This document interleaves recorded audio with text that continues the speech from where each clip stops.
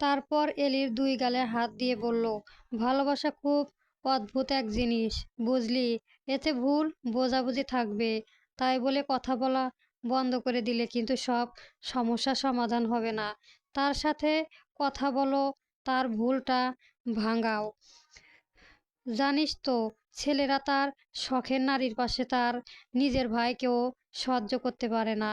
আর চাচাতো ভাই তো অনেক দূরের কথা। এলি তিসপিরের দিকে অদ্ভুত চোখে তাকালো এবং জিজ্ঞেস করলো, তুই এত কিছু জানলি কিভাবে বোন? তুই কি আগে কখনো কাউকে ভালোবেসে ছিলি নাকি? তিসপির আমতা হয়ে বলল, হয়তো। এলি চিল্লিয়ে বলল, মানে? তিসপির এলির মুখটা চেপে ধরে বলল, আরে আস্তে চিল্লা। কাউকে ভালো না বাসলেও সেই সম্পর্ক কিছুটা ধারণা আছে, বুঝলি? আর আমার ফ্রেন্ডদের সাথে এমনটা হয়েছে, তাই বললাম। এখন রুমে গিয়ে ফ্রেশ হয়ে নে, যা, পরে কথা হবে। টিসপির এলিকে আর ফোনে কথা বলার সুযোগ না দিয়েই ছুটে গেল রুমের দিকে। এলি টিসপিরে যাওয়ার কিছুক্ষণ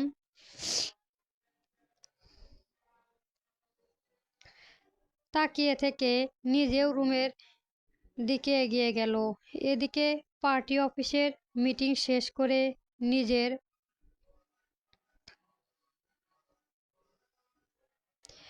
বাকরুদ্ধ রুমে বসে আছে রিত, সাথে শুভও আছে। রিত সোফায় আধশোয়া হয়ে ফোনে গেমস খেলছে। শুভ কিছুক্ষণ পর রিতকে জিজ্ঞেস করলো, আচ্ছা রিত, তুই কি টিসপির ভাবিকে মেনে নিয়েছিস? রিত শুভর দিকে না তাকিয়েই বলল, মেনে নেওয়া নেওয়া কি আছে? বিয়ে যখন হয়েছে মেনে তো নিতেই হবে, তাই নাকি? কিন্তু শুভ সঙ্গে সঙ্গে রিতকে জিজ্ঞেস করলো, কিন্তু কি? রিত উঠে বসে শুভকে বলল, সমস্যা হলো আমি কাউকে আমার জীবনে এতটা জায়গাও দিতে অভ্যস্ত না।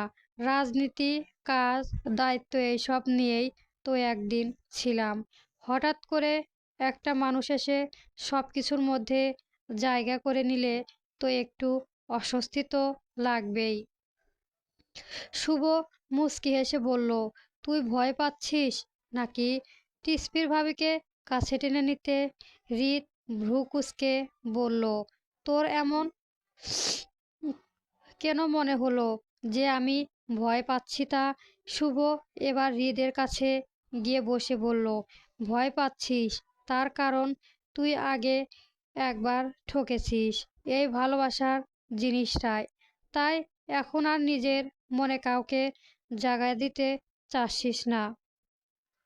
হৃদ গম্ভীর মুখে বলল, সেই রকম কিছু না রে, এমনি। আর ওর তো এখনো 18 বছর পূর্ণ হয়নি, তাই আর কি। শুভ সন্দেহ চোখে হৃদের দিকে তাকিয়ে বলল, কেন ভাই, তুই কি ভাবির 18 বছর পূর্ণ হলে বাসর করতিস নাকি?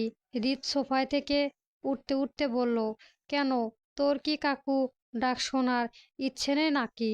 তুই তো আমার থেকেও বেশি এগিয়ে ব্রো। হৃদ রুম থেকে বেরিয়ে যেতে যেতে বলল, ফালতু বকা বন্ধ করে বাড়ি যেতে চাইলে আয় তাড়াতাড়ি।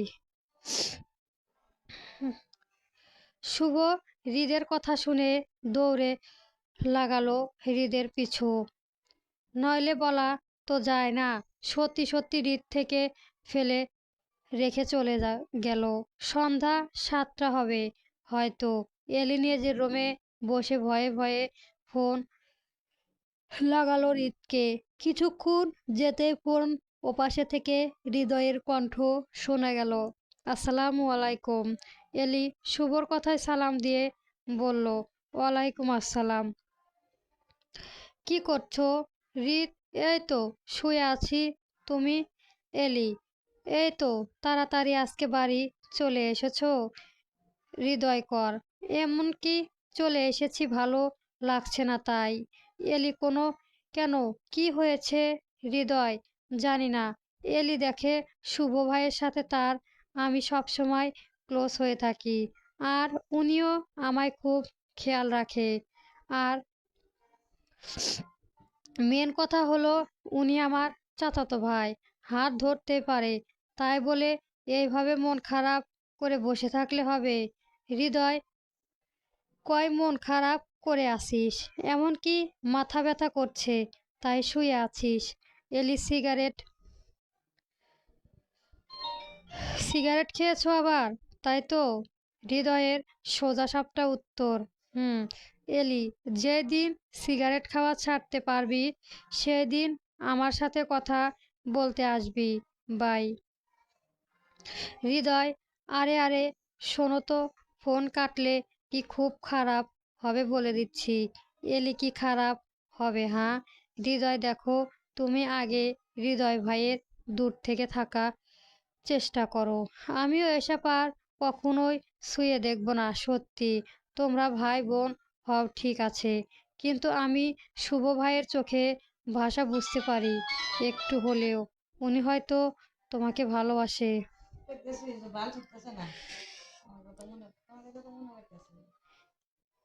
এলি, পাগল হয়েছো তুমি? শুভ ভাইকে নিয়ে কি এসব কথা বলছো? উনি এই রকম না। হৃদয় একটা ছেলের চোখের ভাষা বুঝতে।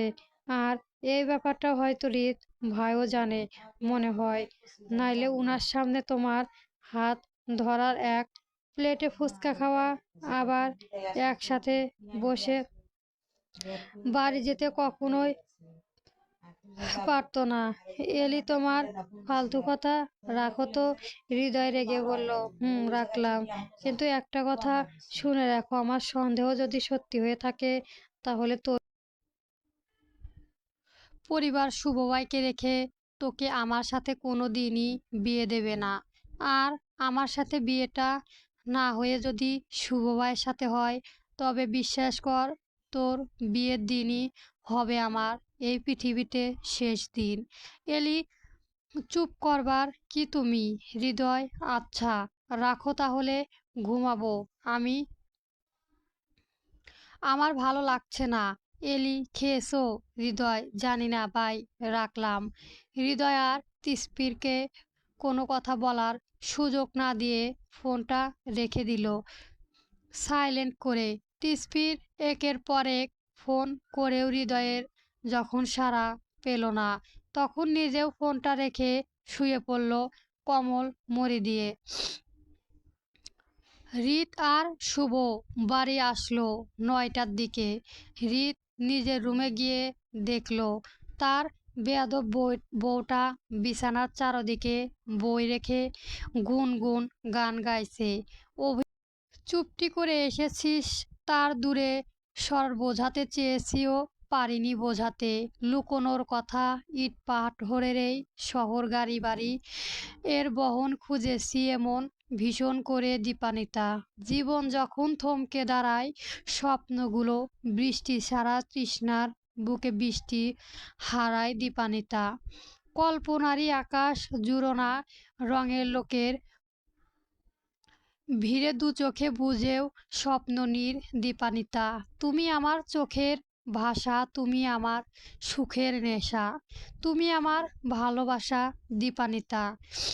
গান গাইতে গাইতে তৃষ্পির খেয়ালই করেনি কখন হৃদ দরজার পাশে এসে দাঁড়িয়ে আছে। হৃদ কিছুক্ষণ চুপ করে দাঁড়িয়ে শুধু তৃষ্পিরের দিকে তাকিয়ে রইল। মেয়েটার কণ্ঠে একটা অদ্ভুত মায়া আছে। হৃদ রুমে ঢুকতে ঢুকতে গলা খেকারি দিয়ে বলল, কি ম্যাডাম, আপনিও কি কাউকে ভালোবাসেন নাকি, যে এত আবেগ নিয়ে গান গাইছেন? হৃদের গলা পেয়ে তৃষ্পির ঠিকভাবে বসে বইগুলো গুছাতে গুছাতে বলল, আপনাকে বলতে যাব কেন? হৃদ টেবিলে ফোনটা রেখে ঘড়ি খুলতে খুলতে বলল, কিন্তু আমি তো তোমার স্বামী, তাই না? তাহলে তোমার সব কিছু জানার অধিকার তো আছে আমার, তাই নয় কি? তিসপি হৃদের দিকে মুখ করে বলল, বউ হিসেবে মেনে নিয়েছি, নাকি যে অধিকারের কথা বলেছেন? হৃদ নরম গলায় বলল, কিন্তু মেনে নিতেই হবে, বউ হয়ে যখন এসেছো আমার। তিসপিরের কথা ঘুরিয়ে বলল, আচ্ছা বাদ দে এসব। কলেজ কলেজ তো মাস পথে ভর্তি হলাম, আমার তো কিছুই পড়ার নেই। 2 মাস পর পরীক্ষা আছে, এত তাড়াতাড়ি আমি সিলেবাস কিভাবে শেষ করব এখন? হৃদ একটু ভেবে বলল, এলির সাথে টিউশন করবে আর রাতে আমার কাছে পড়বে। তৃষ্পির সন্দেহ চোখে বলল, আপনার কাছে আবার পড়তে হবে কেন? হৃদের সোজাসাপটা উত্তর, কারণ আমি চাই না তুমি ফেইল করো। তা একজন এমপির বউ ফেইল করলে মান সম্মান থাকবে না। তিসফির হৃদের কথা শুনে বলল, ফেল করলে তো ভালোই হবে আপনার। এই সুযোগে আপনাকে ডিভোর্স দিয়ে দিতে পারবে। আমার মতো পিচ্ছি মেয়ের সাথে আপনাকে আর সংসার করতে হবে না তাহলে। হৃদ ভ্রু কুঁচকে বলল, একটু বেশি বুঝে গেছো বলে মনে হচ্ছে না? তিসপির মুখ ভেংচি দিয়ে বলল, না, হচ্ছে না। সত্যি কথাই বললাম। তিসপির কিছু একটা ভেবে আবার বলল, আচ্ছা।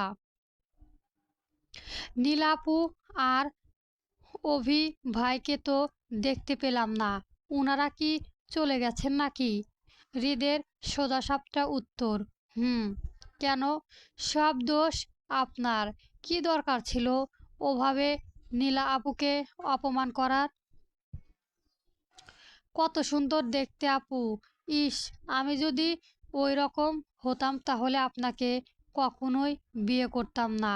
হৃদ ড্যাব ড্যাব করে তাকিয়ে আছে তিসপিরের দিকে। হয়তো ভাবছে এ কেমন মেয়েকে সে বিয়ে করেছে, যে কিনা নিজেই নিজের সতী নামতে চাইছে। মনের মধ্যে প্রশ্নটা চেপে ধরতে না পেরে কিছুক্ষণ পর হৃদ বলল, আচ্ছা, তুমি কি সতীনের সাথে সংসার করতে চাও নাকি? তিসপির মুচকি এসে বলল, হুম, চাই তো, হি হি হি। আমার যদি সতীন আসে তাহলে আমাকে আর আপনার কোনো কাজ করে দিতে হবে না। পায়ের উপর পা তুলে খাবো তখন, আর সাথে আগে থেকে সব মিটমাট করে নেব যে আপনি রাতে আমার কাছেই থাকবেন। কারণ আমি রাতে একা ঘুমাতে পারি না, আর আমি বাড়ির কোনো কাজ করব না, সবই করবে। হৃদ ভেবে পাচ্ছে না এ কোন পাগল মেয়ে সে বিয়ে করেছে। হয়তো আজ প্রথম দেখছে এমন কোনো মেয়েকে যে নিজের স্বামী দ্বিতীয় বিয়ে দিতে চায়। হৃদ মনে মনে বলল, আল্লাহ, এই আধা পাগল মেয়েটা আমার কপালে জুটল কিভাবে? হৃদ ওয়াশরুমে যেতে যেতে তিসফিরকে বলল, তুমি ঘুমিয়ে ঘুমিয়ে স্বপ্ন দেখো আমার দ্বিতীয় বিয়ে দেওয়ার, আমি গেলাম।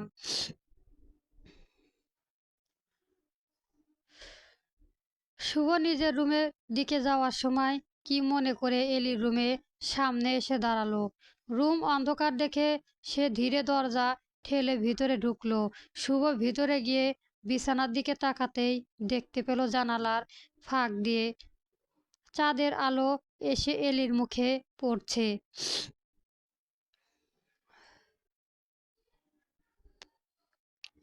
এখন এলিকে দেখে মনে হচ্ছে যেন কোনো নিষ্পাপ শিশু ঘুমিয়ে আছে। শুভ বেশ কিছুক্ষণ এলির মুখের দিকে তাকিয়ে থাকলো। মনে মনে বলল, এলি জান, এ এত মায়াবতী কেন রে তুই? কি আছে তোর ওই ডগর ডগর চোখ দুটোতে জান? বিশ্বাস কর, তোর চোখের দিকে তাকালে আমি আর নিজের মাঝে থাকি না। আর কিছুদিন পর আমি তোর সামনে ভালোবাসার আবদার নিয়ে যাব। তুই আমাকে প্লিজ ফিরিয়ে দিস না জান। তোকে না পেলে হয়তো আমি বেঁচে থেকেও মরে যাব। বিশ্বাস কর, তোকে অনেক ভালোবাসি জান। শুভর চোখে কোণে চলে আসা জল মুছে এলির কপালে সযত্নে একটা চুমো খেলো। এলি ঘুমের ঘরে নাড়াচাড়া করতে করতে কিছুক্ষণ পর জেগে গেল। রুমে কারো উপস্থিতি টের পেয়ে লাইট জ্বালিয়ে ভয়ে জড়সড় হয়ে বসে পাশের দিকে তাকালো। শুভকে চিন্তামগ্ন হয়ে বসে থাকতে দেখে জিজ্ঞেস করলো, আপনি এখানে কেন এত রাতে? শুভ ঠোঁট বাঁকিয়ে বলল, শাকচুন্নি, এখানে তো 10টা, এখনো তো 10টা বাজেনি, তাহলে এত রাত কিভাবে হলো? এলি ভ্রু কুঁচকে শুভ্রর দিকে তাকিয়ে বলল, 10টা বা কম কিসের শুনি? এত রাতে কেউ একটা মেয়ের রুমে আসে? শুভ হালকা হেসে উঠল, দাঁড়াতে দাঁড়াতে বলল, আমি তো আর কেউ না, আমি তো তোর।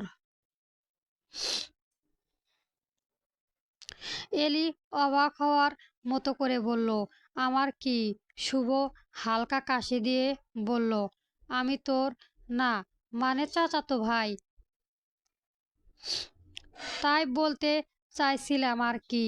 ভাই হিসেবে তোর আমার একটা দায়িত্ব আছে, তাই না? তোকে দেখে রাখা। এলির ঠোঁট বাঁকিয়ে বলল, আমাকে এত দেখে রাখতে হবে না আপনাকে, আমি নিজেকে সামলিয়ে রাখতে পারি। চাঁদের আলো আর লাইটের মিশ্র আলোতে এলির মুখটা যেন আরো বেশি মায়াবী লাগছে।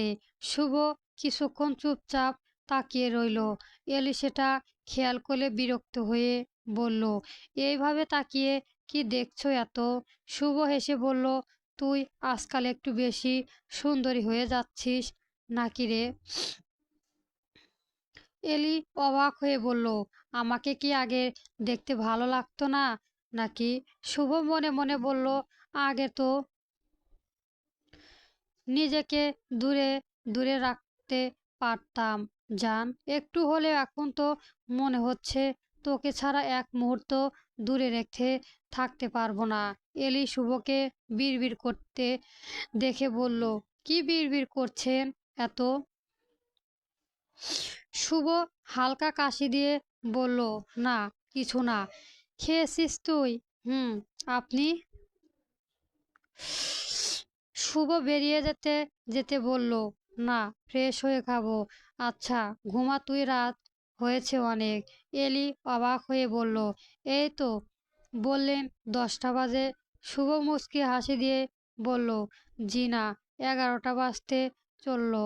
তোর কাছে তো এটাই অনেক রাত, তাই না? কথাটা বলে শুভ রুম থেকে বেরিয়ে গেল। এলি সব মাথার উপর দিয়ে গেল শুভর বলা কথাগুলো। বিছানায় বসে ভাবতে লাগলো হৃদয়ের বলা কথাগুলো। শুভ কি সত্যি তাকে ভালোবাসে? না হলে এত রাতে আমার রুমে কি করতে এসেছিল শুভ? ভাইয়া হৃদ গোসল করে একেবারে ওয়াশরুম থেকে বের হয়ে আসলো। রুমের ভেতরে এসে বিছানার দিকে চোখ যেতেই দেখতে পেল তার বেয়াদব বউটা পুরো বিছানা দখল করে ঘুমিয়েছে। বইগুলো গুছিয়ে গুছিয়ে ঠিক করে রেখেছে। একদিকে বই আর ওইদিকে তিসফিরের হাত পা ছড়িয়ে শুয়ে আছে। তিসফির দেখতে খুব মিষ্টি আর প্রাণবন্তর একটা মেয়ে।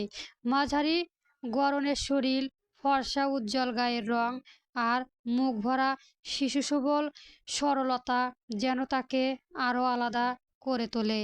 তার বড় বড় ডাগর ডাগর চোখ দুটো সবসময় কৌতূহলে ভরা থাকে, যেন চোখেই লুকিয়ে আছে হাজারটা দুষ্টুমি আর হাসি। ছোট নাক আর গোলাপি ঠোঁটের কোণে লেগে থাকা চঞ্চল হাসিটা যেন কাউকে মুহূর্তেই মুগ্ধ করে দিতে পারে। ঘন কালো চুলগুলো কখনো খোলা রাখে, আবার কখনো আলতো করে বেঁধে রাখে, যা তাকে আরো স্নিগ্ধ আর মায়াবী করে তোলে। তাকে দেখলে মনে হয় যেন এক টুকরো সরলতা আর দুষ্টমি মিলেশ। তিসপির সৌন্দর্যের আসল আকর্ষণ শুধু তার চেহারা নয়, বরং তার নিষ্পাপ স্বভাব, সরল কথা আর শিশু সবল আচরণেই। তাই তাকে দেখলে মনে হয় এই মেয়েটা যেন বাড়ির সবার মুখে হাসি ফোটানোর জন্যেই এসেছে বউ হয়ে, নাইলে একজন এমপি হয়েও হৃদের বিয়ে রাতেই একটু হলেও তিসফিরের প্রেমে পড়ে গেছে। তাই তো এখন আর তিসফিরকে সে তেমন কিছু বলে না। যে মানুষটা একসময় এই বিয়ের জন্য মোটেও রাজি হচ্ছিল না, সেই মানুষটাই এখন নিজের অজান্তেই তার বইয়ের মায়াবী চেহারা প্রেমে খুব গভীরভাবে পড়ে গেছেন। হৃদ আর বেশি কিছু না ভেবে তোয়ালে দিয়ে ভাবে মাথাটা মুছে আলমারি থেকে একটা ব্ল্যাক রং শার্ট বের করে পরে নিল। দরজাটা লাগিয়ে দিয়ে এসে তৃষ্পির বিছানা রাখা বইগুলো গুছিয়ে রেখে দিল বুক টেবিলে। হৃদ বইগুলো গুছিয়ে রেখে বিছানার দিকে তাকিয়ে আবারও ভ্রু কাঁচকালো। পুরো বিছানাটা জুড়ে হাত পা সরিয়ে ঘুমিয়ে আছে তৃষ্পির। মনে হচ্ছে যেন বিছানাটা তার একাই।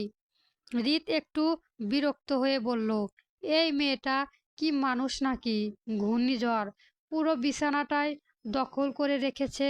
কিন্তু কথাটা বললেও তার চোখে বিরক্তির চেয়েও হাসিটা বেশি ফুটে উঠল। কিছুক্ষণ দাঁড়িয়ে তৃষ্পিরও ঘুমান্তর মুখে দিকে তাকিয়ে রইল সে। চাঁদের স্নান আলোয় জানালার ফাঁক দিয়ে এসে পড়েছে তৃষ্পির মুখে। ঘুমের মাঝেও ঠোঁটের কোণে লেগে আছে সেই চঞ্চল হাসি। হৃদ ধীরে ধীরে বিছানার পাশে বসে পড়ল। মনে মনে বলল, এই আধা পাগল মেয়েটার মাঝে এমন কি আছে যে তাকে দেখলেই রাগটা কোথায় যেন হারিয়ে যায়। তৃষ্পির হঠাৎ ঘুমের মাঝেই নড়ে চড়ে উঠল। ঘুমের ঘরেই বিড়বিড় করে বলল, আমার সতীনটা যেন খুব কাজের হয়। আমি কিন্তু কোনো কাজ করব না। হৃদ চোখ বড় করে তাকিয়ে রইল। তারপর হালকা হেসে বলল, আল্লাহ। ঘুমের মাঝেও সতীনের চিন্তা। হৃদ ধীরে করে তৃষ্পিরের হাতটা সরিয়ে একটু জায়গা করে শুয়ে পড়ল। কিন্তু তৃষ্পির একটু পর ঘুমের মাঝেই গড়িয়ে এসে হৃদের বাহুর উপর মাথা রেখে দিল। হৃদ হকচকিয়ে গেল। কিছুক্ষণ চুপ করে থেকে খুব আস্তে বলল, এই মেয়েটা সত্যি আমাকে পাগল করে দেবে একদিন। তারপর নিজের অজান্তেই তৃষ্পির মুখের দিকে তাকিয়ে মুচকি হেসে ফেলল।